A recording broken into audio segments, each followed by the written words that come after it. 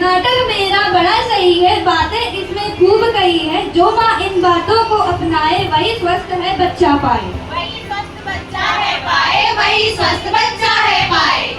आप सभी को हमारे नमस्कार।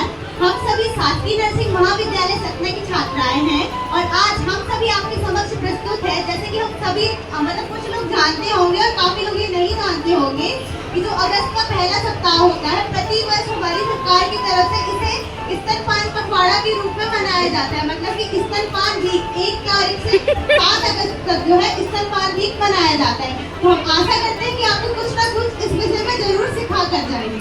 तो अब आपके सामने प्रथम दृश्य, जिसके माध्यम से हम आशा करेंगे कि आप कुछ ना कुछ जरूर सीखेंगे।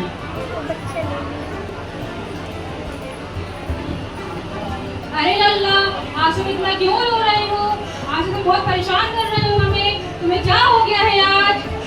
अरे क्या हुआ बहू, लल्ला क्यों रो रहा है? देखिए ना माँ जी, लल्ला तो बहुत रो रहा है, बहुत परेशान कर रहा है। कहीं से झूठी पिला खिलाती। नहीं माँ जी, डॉक्टर ने कहा है कि तुम्हें माँ का दूध ही पिलाना है। अरे डॉक्टर क्या बोलेंगे, मैं बता रही हूँ, मैंने तेरे पति को भी मैंने पाला है। ना दे मुझे। ठीक है माँ जी।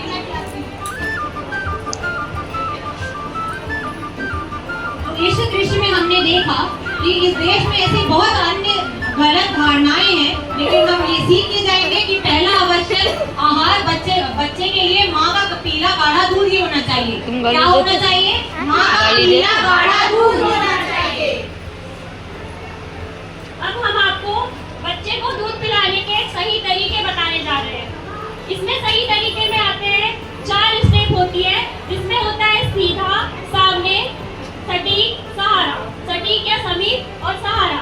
तो पहला स्टेप होता है बच्चे का सिर जो होता है और बच्चे का जो शरीर होता है और बच्चे के जो पैर होते हैं उसको सीधा रखना है, ठीक है। और दूसरा होता है समीप रखना। समीप में आता है कि बच्चे का जो मुंह होता है वो माँ के स्तनों की तरफ होना चाहिए और बच्चे का जो पेट होता है वो माँ के पेट के से सटा हुआ होना चाहिए। अब हम बताएंगे तीसरा और चौथा स्टेप। तीसरा स्टेप होता है समीप। इसमें हमें शिशु को स्तनपान कराते समय यह सुनिश्चित कराना है कि जो शिशु का मुंह है वो माँ के स्तन के सामने होना चाहिए और यह भी देखना है कि जब शिशु स्तनपान कर रहा है तो वो माँ के स्तन के माँ के जो गहरे काले रंग के भाग को है उसको पूरी तरह से ढक लेना चाहिए। और तीसरी बात की जब बच्चा स्तनपान कर रहा होता है तो बच्चे का निचला जो होठ है वो नीचे की ओर मुड़ा हुआ होना चाहिए। और चौथा स्टेप ये है कि स्तनपान कराते समय बच्चे को अच्छे से सहारा देना चाहिए और इसे 2-3 बार सहलाते हुए डकार जरूर दिलानी चाहिए। अब हम सभी देखने जाएंगे कि जब भी कोई एक सामूहिक स्थान होता है तो वहाँ पर देखो, बच्चा तो हमारा होता है, उसको तो कभी भी भूख लग सकती है ना। वो तो कोई जगह नहीं देखता कि मुझे घर में रहूंगा तभी खाऊंगा या बाहर जाके नहीं खाऊंगा वो पीऊंगा। तो होता ही है कि जब एक सामूहिक स्थान में बच्चे को भूख लग जाती है तो हमें क्या करना है। अब वो दृश्य जो है हम देखने जा रहे हैं।